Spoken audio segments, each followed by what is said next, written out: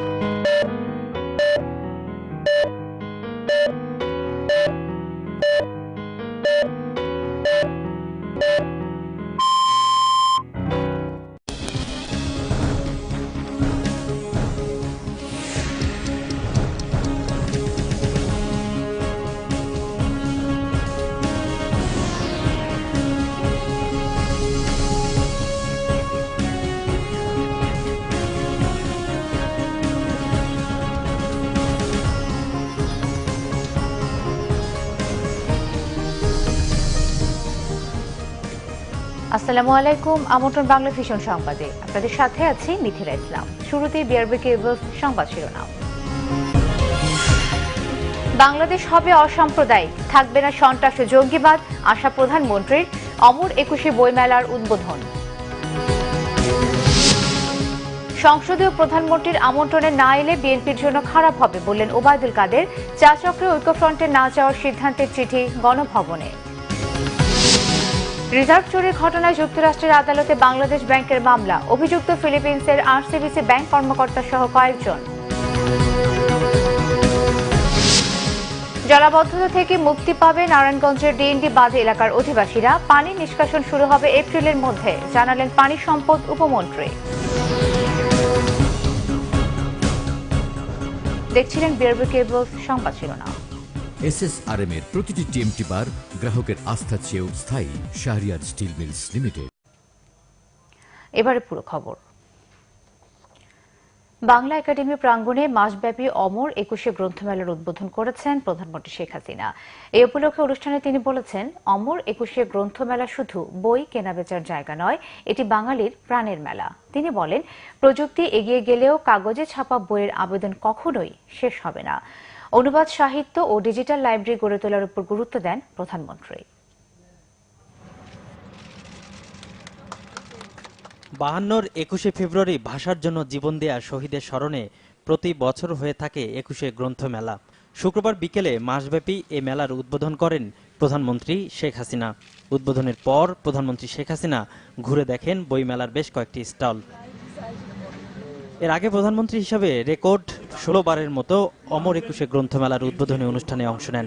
সম্মানিত অতিথি হিসেবে ছিলেন ওপার বাংলার কবি শঙ্খ ঘোষ ও মিশরের সাহিত্যিক সাংবাদিক মহসেন আল আরিশি। বাংলা একাডেমি প্রাঙ্গণে আয়োজিত আনুষ্ঠানিকতায় বঙ্গবন্ধু শেখ মুজিবুর রহমানকে নিয়ে পাকিস্তানি গোয়েন্দা সংস্থার গোপন প্রতিবেদন নিয়ে বের করা secret documents of intelligence branch on father of the Nations বইয়ের ২য় খণ্ডের মোড়ক উন্মোচন করেন প্রধানমন্ত্রী। এ সময় শেখ হাসিনা বিদেশি সাহিত্যকে জানতে ও বাংলা সাহিত্যকে বিদেশিদের কাছে পৌঁছে দিতে অনুবাদ সাহিত্যের উপর আরও জোর দেন। বইমেলা শুধু বই কেনাবেচা না, এই বইমেলার মধ্য দিয়ে আমরা মনে করি যে আসলে আমি সত্যি কথা বলতে মনে হয় যখন এই বইমেলা শুরু হয়, বইমেলা হচ্ছে আমাদের বাঙালির প্রাণের মেলা। এখন মোবাইল ফোনেই সব পাওয়া যায়। এই হাতে একটা যন্ত্র নিয়ে পড়ার, আমি ঠিক সত্যি কথা বলে আমার যে ছেলেমেয়েরা পড়ে দেখে কিন্তু ওটা পড়ে কিন্তু শান্তিটা পাওয়া যায় না। বইয়ের পাতা উল্টে পড়ার মধ্যে যে একটা আনন্দ, সেই আনন্দটা আমরা পেতে চাই। তাই বইয়ের চাহিদা কিন্তু কখনো শেষ হবে না, এটা আমি বলতে পারি। তারপরেও আমি বলবো যে অনলাইনে থাকলে পরে সারা বিশ্বের কাছে এবং সকলের কাছে খুব দ্রুত পৌঁছানো যায়। কাজে ডিজিটাল লাইব্রেরি হওয়া এটাও একান্তভাবে প্রয়োজন। এবছর কবিতায় কাজী রোজি, কথা সাহিত্যে মোহিত কামাল, প্রবন্ধ ও গবেষণায় সৈয়দ মোহাম্মদ শাহেদ ও মুক্তিযুদ্ধ বিষয়ে গবেষণার জন্য আফসান চৌধুরীকে দেয়া হয় বাংলা একাডেমি সাহিত্য পুরস্কার। সৈয়দ আব্দুল মুহিত, বাংলাভিশন, ঢাকা। বাঙালির জয়, কবিতার জয়, এই মর্মবার্তা নিয়ে শুরু হয়েছে জাতীয় কবিতা উৎসব 2019। ঢাকা বিশ্ববিদ্যালয়ের কেন্দ্রীয় লাইব্রেরি চত্বরে দুদিনের এই উৎসবে অংশ নিয়েছেন দেশ বিদেশের বরেণ্য কবিরা। কবিতা পাঠ, মুক্ত আলোচনা, কবিতার গান আর সেমিনারে মুখর পুরো এলাকা। অন্তিম প্রহরে তার কি বাসনা জেগেছিল মনে, ময়নামতি কয়না কথা ঠোঁটে যে কি লাটা, শোকে পাথর ক্ষোভে কাতর সরিয়ে সেই লাটা। রক্তরাঙা ফেব্রুয়ারিকে ঘিরে অন্যতম আয়োজন জাতীয় কবিতা উৎসব। 1987 সাল থেকে 32 বছরের ধারাবাহিকতায় ঢাকা বিশ্ববিদ্যালয়ের কেন্দ্রীয় লাইব্রেরি চত্বরে জাতীয় কবিতা পরিষদের আয়োজনে কবি ও কবিতা প্রেমীদের মিলন মেলা। এসেছেন লেখক, গবেষক, সাহিত্যপ্রেমীরাও। কবিতা উজ্জীবিত করে, আমার মনকে শান্ত করে। আমাদের জাতীয় কবিতা উৎসবের অন্য একটি মাত্রা আছে, এটা হচ্ছে সব রকমের অন্যায়, অবিচার, গণতন্ত্রহীনতার বিরুদ্ধে রুখে দাঁড়ানোর আহ্বান। ওই কবিরা তাদের দেশের ভাষাটা, তাদের অনুভূতিটা আমাদের কাছে পৌঁছে দিচ্ছে এবং আমরা বাংলা ভাষার কবিরা আমাদের কবিতাগুলো তাদের কাছে পৌঁছে দিচ্ছি। তরুণরা তাদের চুল কালো থাকে, তো তারা স্বপ্ন নিয়ে থাকে, এবং কবিতা আমাদের চুল যতই পাকুক আমরা ওই স্বপ্নের ভরসায় থাকি। এবং এই কবিতা উৎসবটা একটা বড় কাজ করে কি, মিলন মেলা। কবিতা ন্যায় ও সত্যকে আঁকড়ে রাখে লতার মতো, বিভক্তির বিরুদ্ধে উজ্জীবিত করে শান্তি ও কল্যাণের পথে। স্বপ্ন, সংগ্রাম, জীবন ও বাস্তবতার অন্যতম অনুষঙ্গ কবিতা। বাঙালিরা তার হৃদয় জুড়ে কাব্যকথার মধ্যেই আছে, আজানের সুর আছে, কান্না আছে, গ্রামীণ জনপদের প্রান্তিক অঞ্চলে ওরা যা গায় ওদেরও কান্না আছে, ওদেরও ব্যথা আছে, দুঃখ আছে, সব মিলে জুলে বাংলাদেশ একটা কবি এবং কবিতার দেশ। এই যে প্রত্যেকটা মানুষের মধ্যে একটা মেলবন্ধন ঘটাচ্ছে এবং এত সুন্দর একটা উৎসব এখানে হচ্ছে, আমার খুব ভালো লাগছে এখানে এসে। বিশ্বের বিভিন্ন দেশ ও ভাষার সংগ্রামী কবিরাও কাঁধে কাঁধ মিলাতে ছুটে এসেছেন, সীমানা পেরিয়ে সামিল হয়েছেন কবিতা উৎসবে। I meet the good people, the very kind people, very nice, and have very good experience in Bangladesh. It's so wonderful to be here, to see so many people, great poets reading, and to be there reading my poem. বাঙালির আত্মপরিচয় ও জীবনধারা বিকাশের সংগ্রামে কবি আর কবিতার ভূমিকাকে আরো শানিত দেখতে চান কাব্য ও সাহিত্য ভক্তরা। মিজানুর রহমান সবুজ, বাংলাভিশন, ঢাকা। নিরাপদে ফিরুক আপনার কাছের মানুষ। অশোক লেল্যান্ড, এটি ইরফান অটোস লিমিটেডের পণ্য। আওয়ামী লীগের সাধারণ সম্পাদক ওবায়দুল কাদের বলেছেন, একগুঁয়েমি ছেড়ে সংসদে ও প্রধানমন্ত্রীর আমন্ত্রণে না এলে বিএনপির জন্য ভালো হবে না। দেশে বিদেশে দলটির কোনো বন্ধুও থাকবে না। বিএনপিকে আর ভুল না করার পরামর্শ দেন ওবায়দুল কাদের। শুক্রবার সকালে দলের ধানমন্ডি কার্যালয়ে সাংবাদিকদের সাথে সমসাময়িক রাজনীতি নিয়ে কথা বলেন আওয়ামী লীগ সাধারণ সম্পাদক ওবায়দুল কাদের। তার মতে, ভুল করতে করতে বিএনপির অস্তিত্ব এখন হুমকিতে। সংসদে যোগ দিয়েও আন্দোলন অব্যাহত রাখা যায় বলে পরামর্শ দেন বিএনপিকে। এই যে প্রধানমন্ত্রীর আমন্ত্রণে না যাওয়া, এটাও তাদের নেতিবাচক যে পুরনো যে মানসিকতা, সে মানসিকতারই বহিঃপ্রকাশ এবং ধারাবাহিকতা। এটা গণতন্ত্রের জন্য, তাদের নিজেদের অস্তিত্বের জন্য শুভ নয়। এমন অবস্থা বিএনপি যদি এই অবস্থায়ও সংসদ বর্জনের সংস্কৃতিকে আঁকড়ে ধরে রাখতে চায়, তাহলে তারা আরো বড় ভুল করবে এবং তারা দেশের মতো বিদেশেও তাদের বন্ধুদের থেকে বিচ্ছিন্ন হয়ে যাবে। ওবায়দুল কাদের প্রশ্ন রাখেন, ডাকসু নির্বাচনে ভোটাভুটি সবসময় হলেই হয়েছে, এবার কেন ভিন্ন কিছু হবে? তার মতে, গঠনতন্ত্র ও আচরণবিধি ঠিকভাবে প্রয়োগ হলে ডাকসু নির্বাচন বানচালের অশুভ উদ্দেশ্য সফল হবে না। আবারও নাকচ করে দেন বিএনপির পুনর্নির্বাচনের দাবি। বিএনপির কি ইস্যু? ইলেকশন হয়ে গেছে, এখন এক মাসেই সরকারের ব্যর্থতা এসছে। হ্যাঁ, নতুন ইলেকশন হবে, এটাও শেষ হলে সরকারের মেয়াদ শেষে দ্বাদশ সংসদ নির্বাচনের জন্য অপেক্ষা করতে হবে। ফখরুল ইসলাম আলমগীর। এদিকে বিএনপিকে রাজপথে না থেকে সংসদে আসার আহ্বান জানিয়েছেন আওয়ামী লীগের সভাপতি মণ্ডলীর সদস্য মোহাম্মদ নাসিম। দাবি করেন শত প্রতিকূল অবস্থায়ও কখনো সংসদ ছাড়েনি আওয়ামী লীগ। ঢাকা মহানগর আওয়ামী লীগের সাবেক ভারপ্রাপ্ত সভাপতি এম এ আজিজের মৃত্যুবার্ষিকীর আলোচনায় তিনি এসব কথা বলেন। রাজনীতি উত্তাপ সৃষ্টি করে এখন কোনো লাভ নেই। দেশের মানুষ এখন হরতাল অবরোধে বিশ্বাস করে না। অনেক আগের থেকে হরতাল ভোতা হয়ে গেছে, অবরোধ ভোতা হয়ে গেছে। এমনকি মানুষ এখন মিটিং মিছিলও বেশি আসতে চায় না, সে আওয়ামী লীগ হোক আর অন্য দলই হোক। আমি এই কথা স্পষ্ট বলতে চাই। সেই জন্য এখন বলতে চাই, একটা বড় সুযোগ হলো পার্লামেন্টের মধ্যে দিয়ে কথা বলা। এবং একটা কথা যদি বিরোধী দল বলে কেউ, 10 জন সরকারি দল বলে তার গুরুত্ব থাকবে না।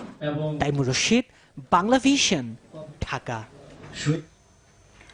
প্রধানমন্ত্রী চা চক্রে ঐক্যফ্রন্টের না যাবার সিদ্ধান্তের চিঠি গণভবনে পৌঁছে দেওয়া হয়েছে।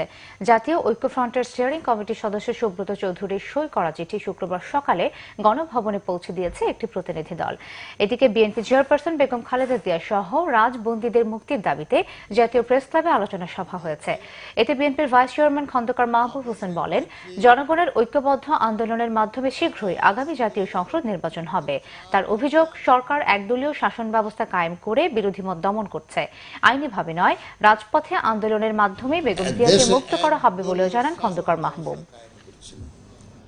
একদলীয় শাসনের যেসব কুফল থাকে এবং এই একদলীয় শাসন কতদিন স্থায়ী হয় অতীতের ইতিহাস থেকে আমরা দেখেছি এবং আমরা সেই দিনের অপেক্ষায় আছি। আমরা বলতে চাই, আগামী নির্বাচন অতি শীঘ্র হবে, কেন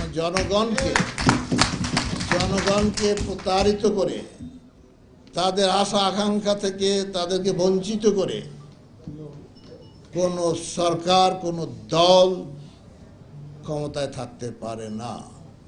এই সরকারকেও সরে যেতে হবে।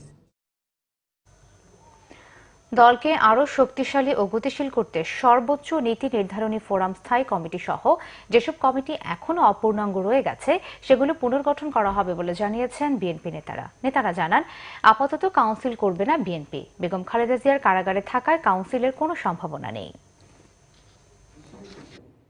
বিএনপির সর্বোচ্চ নীতি নির্ধারণী ফোরাম জাতীয় স্থায়ী কমিটি দীর্ঘদিন ধরে স্থায়ী কমিটির বেশ কয়েকটি পদ শূন্য। এর মধ্যে মারা গেছেন স্থায়ী কমিটির অন্যতম সদস্য তরিকুল ইসলাম, এম কে আনোয়ার ও আসম হান্নান শাহ। বার্ধক্যজনিত কারণে বেশ কয়েকজন অসুস্থ। আর দলের চেয়ারপারসন বেগম খালেদা জিয়া প্রায় 1 বছর ধরে কারাগারে।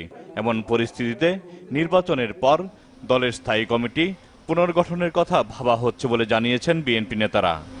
সেই স্বাভাবিক প্রক্রিয়ার অংশ হিসেবে আমরা দলকে পুনর্গঠন করব এবং দলের ভিতরে শুধু স্ট্যান্ডিং কমিটি কেন, অনেক কমিটি আছে এবং সর্বোচ্চ পর্যায় থেকে তৃণমূল পর্যায় পর্যন্ত যে কমিটিগুলো আছে, যেগুলোর মেয়াদ শেষ হয়ে গেছে, সেগুলো আমরা নতুনভাবে করব।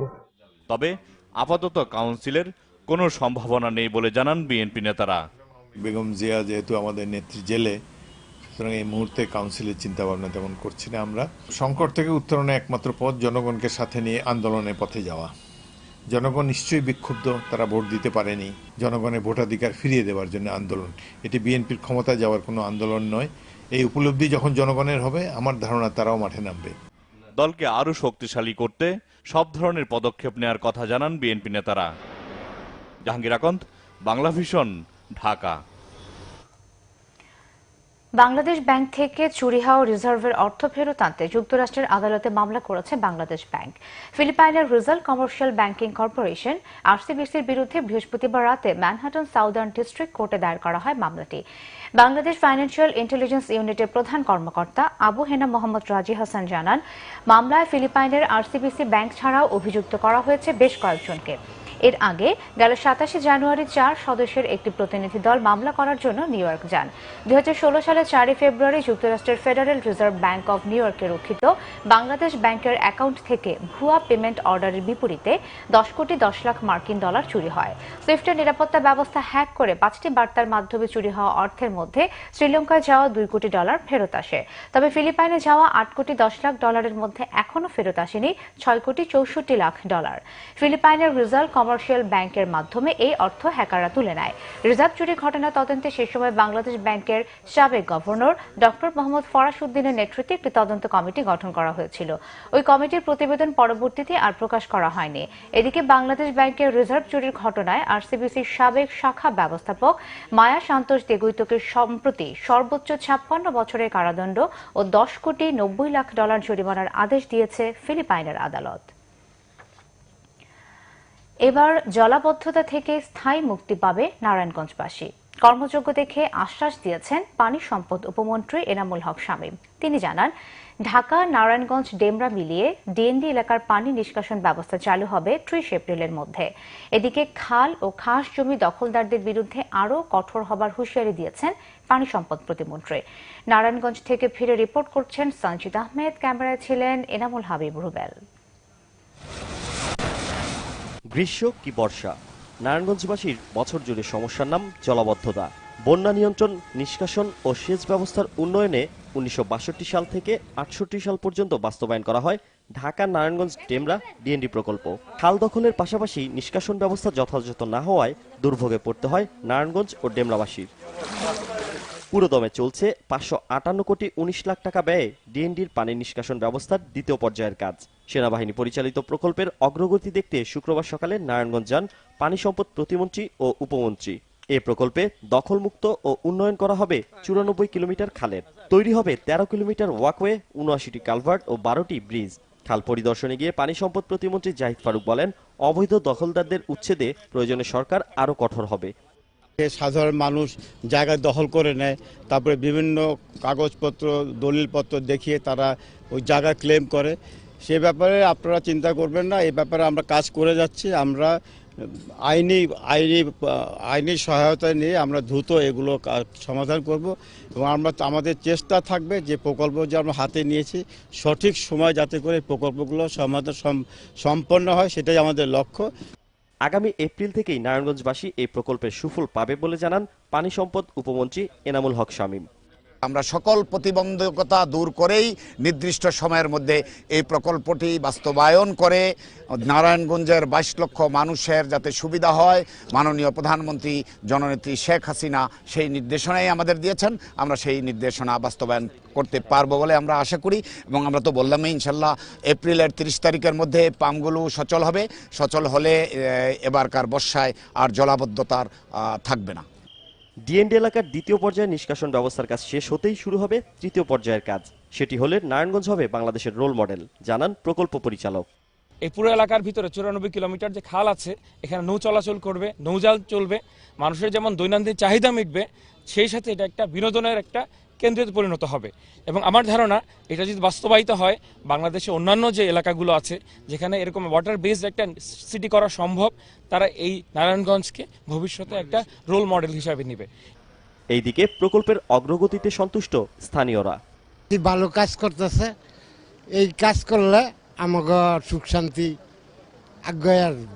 যে জায়গাটা খাল আটকা ছিল ছাড়ছে, এখন পানিটা জায়গা আর টানেও পানি, এখন পানি টানে মোটামুটি পানি হইল, পানির সাথে সাথেই জায়গা। যে দখল ছিল সব ক্লিয়ার হয়েছে, এখন কোনো দখল নাই, দখলকৃত নাই। সব আপনার যারা দখল ছিল সব চলে গেছে, এখন কোনো দখল নাই। 2020 সালের জুনের মধ্যে শেষ হওয়ার কথা ডিএনডি এলাকার দ্বিতীয় পর্যায়ের নিষ্কাশন ব্যবস্থার উন্নয়ন কাজ। এরপর শুধু নারায়ণগঞ্জ নয়, কমবে ঢাকা ও ডেমরার জলাবদ্ধতাও। সঞ্জিদ আহমেদ, বাংলা ভিশন, নারায়ণগঞ্জ। নিচে সিবিসি টাইমস সংবাদ বিরতি, সাথেই থাকুন, এরপর জানিয়ে ফিরছি। আনসারুল্লাহ বাংলা টিমের 4 সদস্য আটক, এরা আবারও সক্রিয় হওয়ার চেষ্টা করছে, জানালো র্যাব।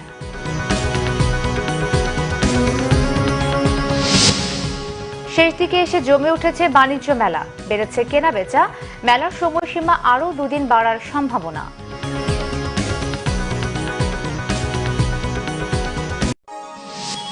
আপনারা দেখছেন বাংলা ভিশন সংবাদ।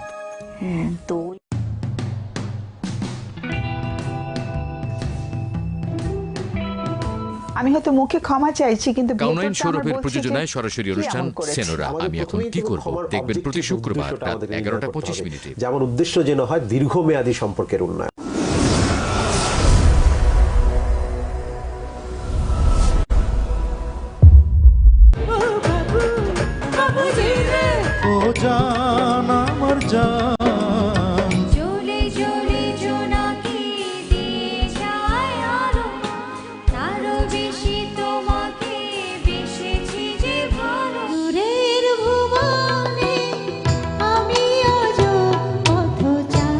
জনপ্রিয় সঙ্গীত শিল্পীদের অংশগ্রহণে phono live studio concert music club.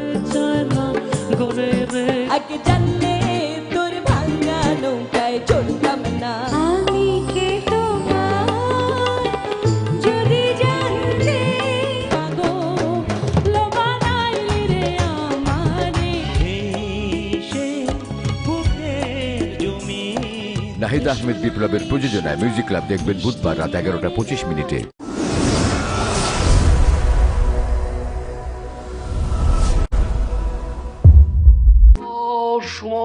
সময় ব্যস্ততা আমি কাজ করে পাগল হয়ে যাব পাগলু। ধারাবাহিক নাটক পাগলা হাওয়া, রচনা বরজাহান হোসেন, পরিচালনা আশিক মাহমুদ রনি। আপনাদের একটা পাগল পেশেন্ট ভুল করে তো ছাদে উঠে গিয়েছিল আমাদের। কি বলো? আমার কাছে মনে হচ্ছে যে আপনি মানসিকভাবে কিছুটা দুর্বল। আমি তো পাগল না, কি চিকিৎসা হবে আমার? জরির আব্বা পূর্বে সবকিছু ভুলে গেছে, তারা আমারে মনে নাই, কাউরে মনে নেই, এমনকি আমাদের কন্যা জরি তার কথাও মনে নাই। আপনার নাম কি ভাই? ওনার নাম কি? জরির আব্বা। জহির আব্বা তো বুঝলাম, কিন্তু ওনার নাম কি? ধারাবাহিক নাটক পাগলা হাওয়া দেখবেন প্রতি রবি ও সোমবার রাত 8:15।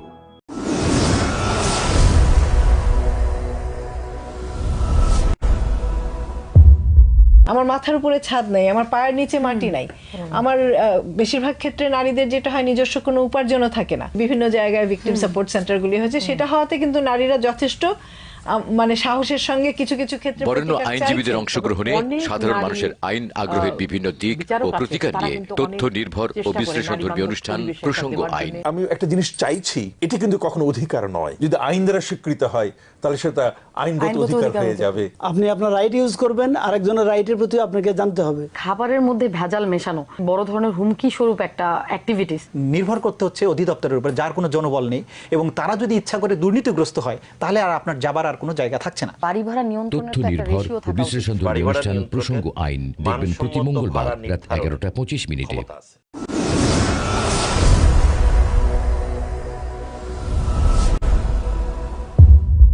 Everything is possible. अबे हट, तू हट। Taki taki, taki taki rumba. তারকাদের জীবনযাপন, ঘটনা দুর্ঘটনা রটনা নিয়ে অনুষ্ঠান Sandalina star world. Yani cricket নাড়া পড়িকা।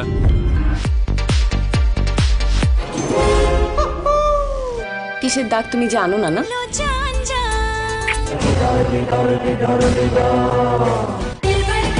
কোনো মন্দ হাওয়া যেন না লাগে তাহার অঙ্গে। It's show time. এ ছেলে মানুষই।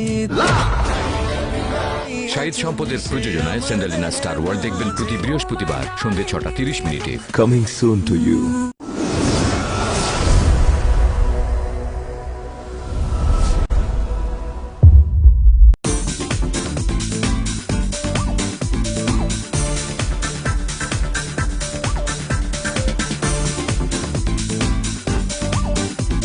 রূপচর্চা এবং রূপচর্চার টিপস নিয়ে সৌন্দর্য বিষয়ক অনুষ্ঠান সানসিল্ক সৌন্দর্য কথা।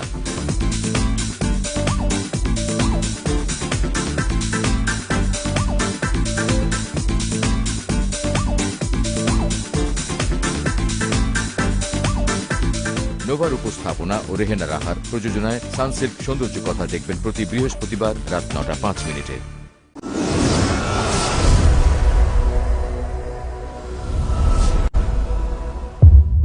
বন্ধু 3 দিন তোর বাড়িতে গেলাম, দেখা পাইলাম না। বন্ধু 3 দিন এ রাত কখনো আসবে না। আপনার লেখা এবং সুরে এত মায়া। তো অনেক কিছু পেয়েছি, এখন স্বাধীনতাটা প্রয়োজন মনে করি। কি দেখার কথা কি দেখছি, কি শোনার কথা কি শুনছি। ভালো লাগা শিল্পীর কণ্ঠে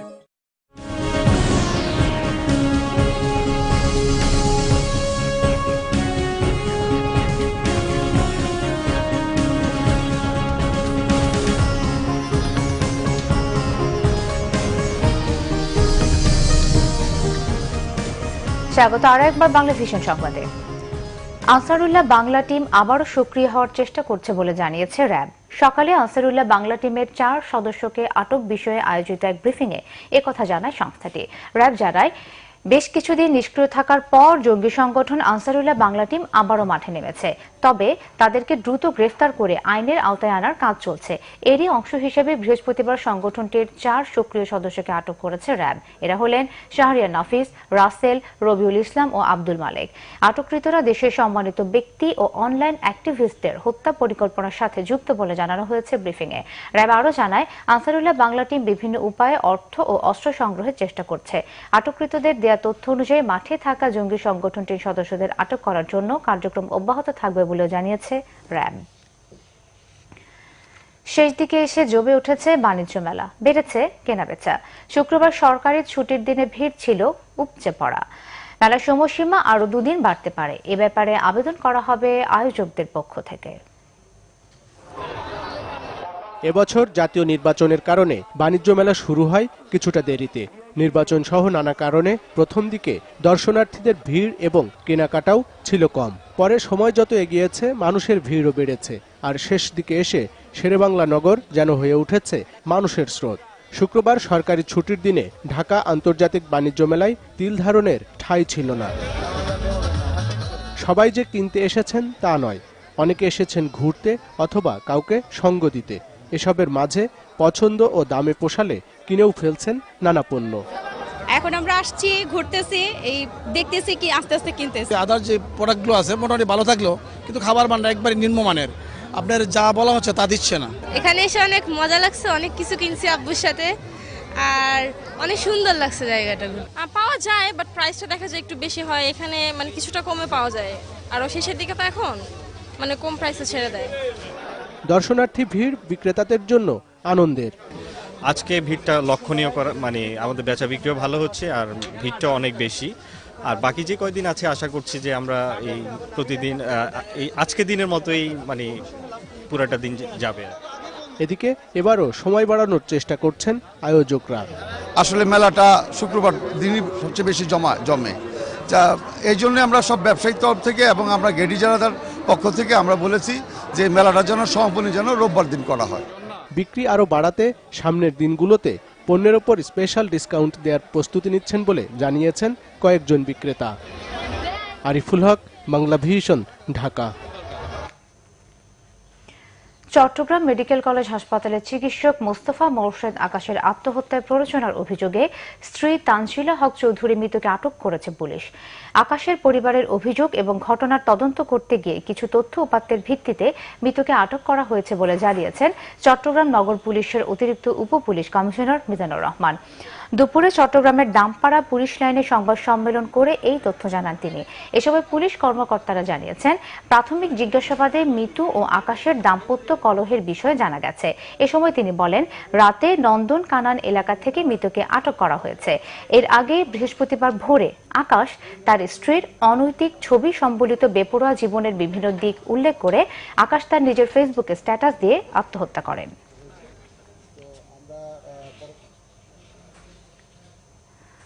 ঢাকা বিশ্ববিদ্যালয়ের সাবেক উপাচার্য অধ্যাপক ডক্টর আ মশা আরিফিন সিদ্দিক বলেছেন, শব্দ করে পড়া সংস্কৃতির একটি অংশ। শিশুদের উচ্চারণ সঠিকভাবে শেখার জন্য শব্দ করে পড়া জরুরি। শুক্রবার জাতীয় প্রেস ক্লাবে শব্দ করে পড়া বিষয়ক এক সেমিনারে তিনি বলেন, তাদের সময় শব্দ করে না পড়লে অভিভাবকরা ধমক দিতেন। শিশুদের শব্দ করে পড়ার অভ্যাস গড়ে তোলার ব্যাপারে অভিভাবকদের সহযোগিতা করার আহ্বানও জানান তিনি। আরিফিন সিদ্দিক বলেন, আমাদের শিশুরা বিশ্বের অন্যান্য ভাষাও শিখবে, কিন্তু বাংলা ভাষা শিখবে যত্ন এবং গুরুত্ব দিয়ে। কারণ নিজের ভাষা ভালো করে রপ্ত করতে না পারলে অন্য ভাষা আয়ত্তে রাখা যায় না।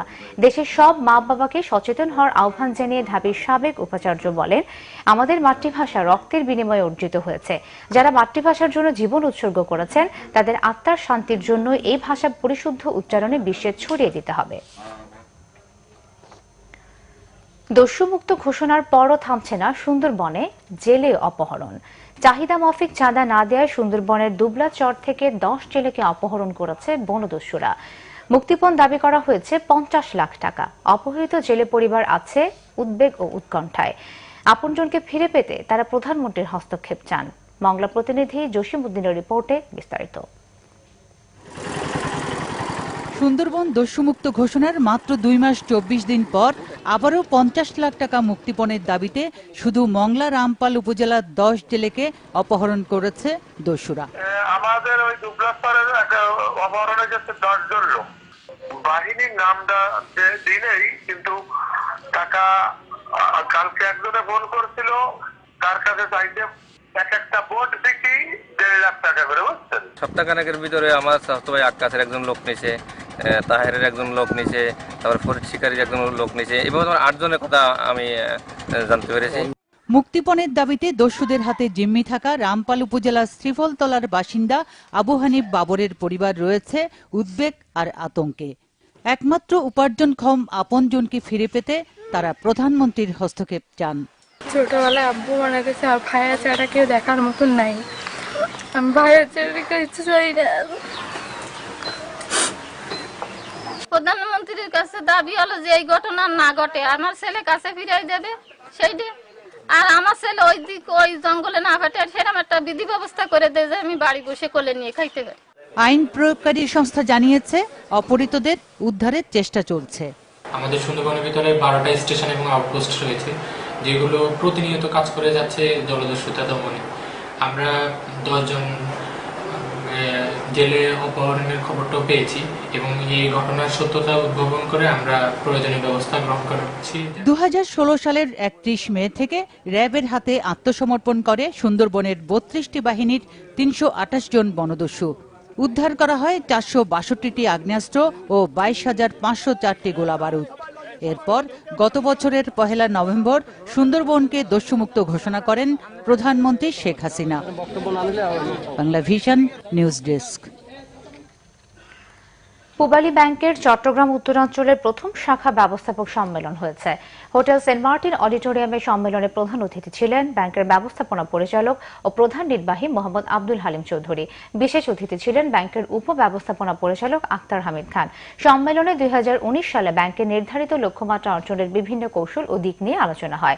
ব্যাংকের চট্টগ্রাম প্রিন্সিপাল অফিসের মহাব্যবস্থাপক মোহাম্মদ হাবিবুর রহমানের সভাপতিত্বে এতে আরও উপস্থিত ছিলেন চট্টগ্রাম উত্তরাঞ্চল প্রধান নরেশ চন্দ্র বসাক ও চট্টগ্রাম দক্ষিণাঞ্চল প্রধান মোহাম্মদ মঞ্জুরুল ইসলাম মজুমদার সহ অন্য ঊর্ধ্বতন কর্মকর্তারা। আবারও নিচ্ছে সিবিসি টাইমস সংবাদ বিরতি, সাথেই থাকুন, এরপর জানিয়ে ফিরছি।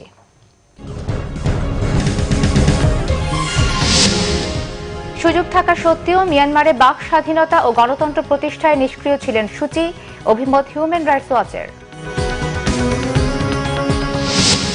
বিপিএল এ নাটকীয় ম্যাচে কুমিল্লা ভিক্টোরিয়ান্সের কাছে 1 রানে হারল ঢাকা ডায়নামাইটস। রাজশাহীর সাথে ঝুলে রইল প্লে অফে খেলার ভাগ্য।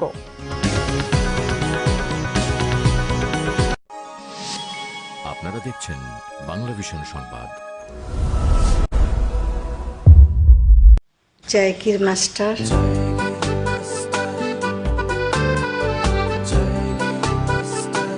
ধারাবাহিক নাটক জায়গির মাস্টার, রচনা ও পরিচালনা এস এ হক অলিক।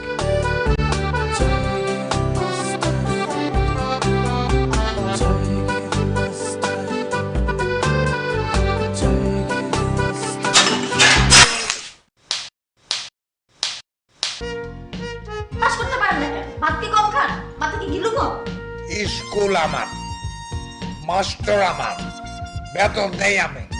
আমার মাইয়া ফেল করে কেমনে? মনে নাই অঙ্কে কত পাইছো? 2 পাইছো, 2 পাইছো, 2। ফেলটা নাম্বার 6। ভালো দেখে একটা জায়গির মাস্টার বাড়িতে রাখো। ভালো জায়গির মাস্টার পাবো কই? ধারাবাহিক নাটক জায়গির মাস্টার দেখবেন 2 নভেম্বর থেকে প্রতি বৃহস্পতি, শুক্র ও শনিবার রাত 9:45।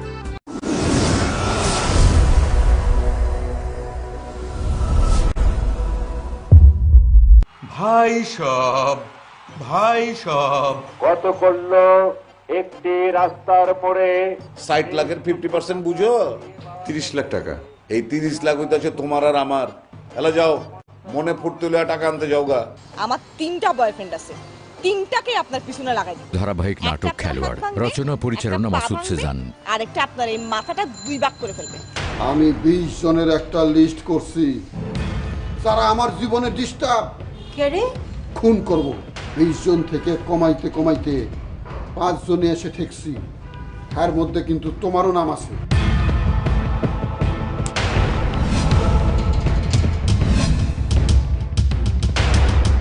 ধারাবাহিক নাটক খেলোয়াড় দেখবেন প্রতি রবি ও সোমবার রাত 9:05।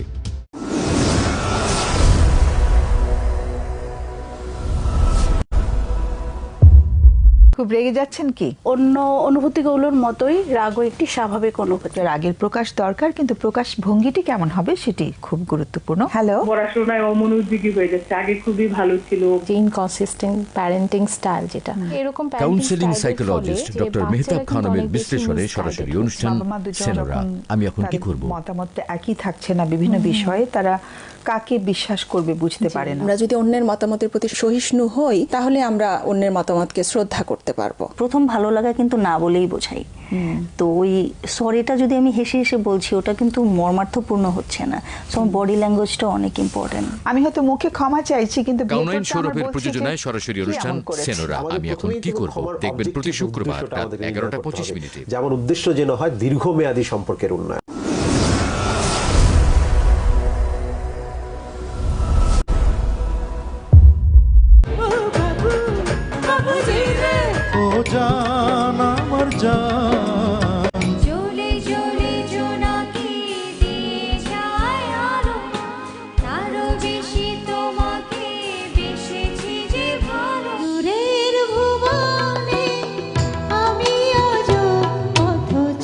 জনপ্রিয় সঙ্গীত শিল্পীদের অংশগ্রহণে ফোনো live studio concert music club.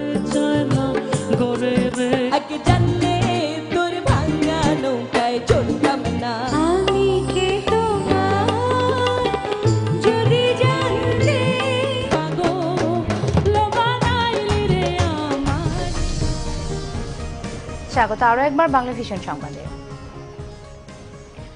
এবারে শুরুতেই আমিন জুয়েলার্স আন্তর্জাতিক সংবাদ।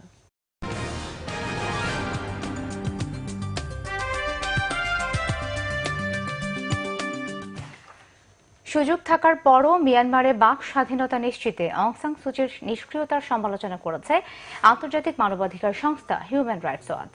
গণতন্ত্র প্রতিষ্ঠায় নির্বাচনের প্রতিশ্রুতি বাস্তবায়নে তার অনীহার সমালোচনা করেছে সংস্থাটি। আন্তর্জাতিক মানবাধিকার সংস্থা হিউম্যান রাইটস ওয়াচের প্রতিবেদনে জানানো হয়, সুচির দল national league for democracy NLD 2006 সালে ক্ষমতা গ্রহণের পর মিয়ানমারের বাক স্বাধীনতার ক্রম অবনতি হয়েছে। সাংবাদিকদের মত প্রকাশের স্বাধীনতা বাধাগ্রস্ত করার জন্য সৃষ্ট আতঙ্কের পরিবেশ মোকাবেলায় ব্যর্থ হয়েছেন তিনি। এক্ষেত্রে মানবাধিকার পরিস্থিতির উন্নতি ঘটাতে সুচির ভূমিকা রাখার সুযোগ ছিল বলেও মনে করছে সংস্থাটি। বিশেষ করে দমন পীড়নে ব্যবহার করা কিছু কালো আইন সংস্কার বা বিলুপ্তিতে সুচির নিষ্ক্রিয় ভূমিকার তীব্র সমালোচনা করা হয়েছে। এদিকে রোহিঙ্গা নির্যাতনের প্রতিবেদন প্রকাশ করে কারাবন্দী 2 সাংবাদিকের পক্ষে গণমাধ্যম রয়টার্সকে তথ্যদাতা পুলিশ সদস্য জেল থেকে ছাড়া পেয়েছেন।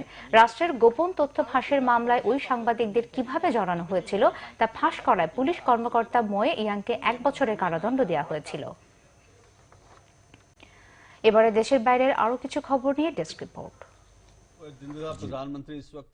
ভারতে জাতীয় নির্বাচনকে সামনে রেখে অন্তর্বর্তী বাজেট দিয়েছে নরেন্দ্র মোদীর নেতৃত্বাধীন সরকার। মধ্যবিত্ত সমাজকে আকৃষ্ট করতে এবার আয়করের আওতা 2.5 থেকে বাড়িয়ে 5 লাখ করা হয়েছে। 12 কোটি কৃষক পরিবারকে সরকারি সুবিধার আওতায় আনতে ঘোষণা করা হয়েছে নয়া প্রকল্প। এছাড়া 750 কোটি রুপি বরাদ্দ রাখা হয়েছে গোরক্ষা প্রকল্পে। সিরিয়া ও আফগানিস্তান থেকে সেনা প্রত্যাহারের সিদ্ধান্ত নেয় মার্কিন প্রেসিডেন্ট ডোনাল্ড ট্রাম্পের তীব্র সমালোচনা করে নিন্দা প্রস্তাব পাশ করেছে মার্কিন পার্লামেন্টের উচ্চ কক্ষ সিনেট। ভোটাভুটিতে ট্রাম্পের সিদ্ধান্তের বিপক্ষে পড়েছে 68 ভোট, আর পক্ষে মাত্র 23 ভোট। সিদ্ধান্তটি স্থগিত বা পুনর্বিবেচনার জন্য নোটিশ পাঠানো হয়েছে হোয়াইট হাউসে।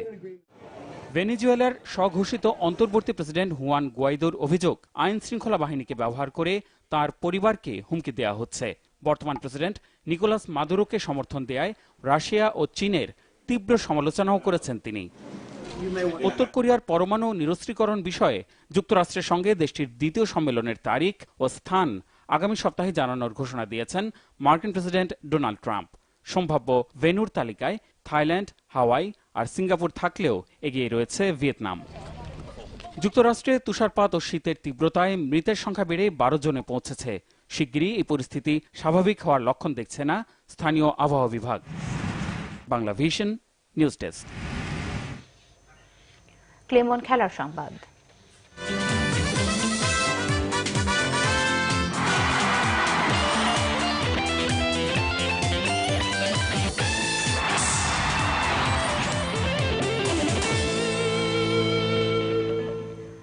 বিপিএল টি20 নাটকীয় ম্যাচে কুমিল্লা ভিক্টোরিয়ান্সের কাছে 1 রানে হারল ঢাকা ডায়নামাইটস। মিরপুর স্টেডিয়ামে প্রথমে ব্যাট করে 127 রান করে কুমিল্লা। জবাবে শেষ বলে সাইফুদ্দিনের দারুণ ইয়র্কারে 9 উইকেটে 126 রানে শেষ হয় ঢাকার ইনিংস। এই পরাজয়ে রাজশাহী কিংসের সাথে ঝুলে রইল তাদের প্লে অফে খেলার ভাগ্য। জিতলেই বিপিএল এর সুপার 4 প্লে অফে জায়গা হবে ঢাকা ডায়নামাইটস। সানসিল্ক সৌন্দর্য কথা দেখবেন প্রতি বৃহস্পতিবার রাত 9:05।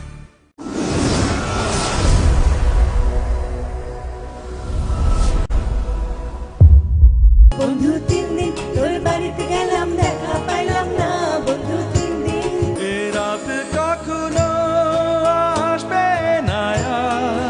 আপনার লেখা এবং সুরে এত মায়া, তো অনেক কিছু পেয়েছি। এখন স্বাধীনতাটা প্রয়োজন মনে করি। কি দেখার কথা কি দেখছি, কি শোনার কথা কি শুনছি।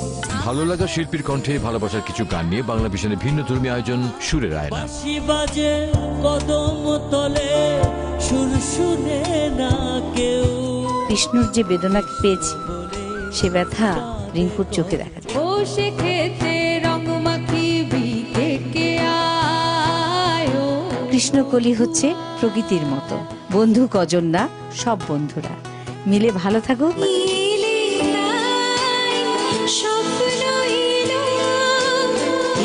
ফাহমিদা নবীর উপস্থাপনা ও তাহমিনা মুক্তার প্রযোজনায় সুরের আয়না দেখবেন প্রতি শুক্রবার সন্ধ্যে 6:25।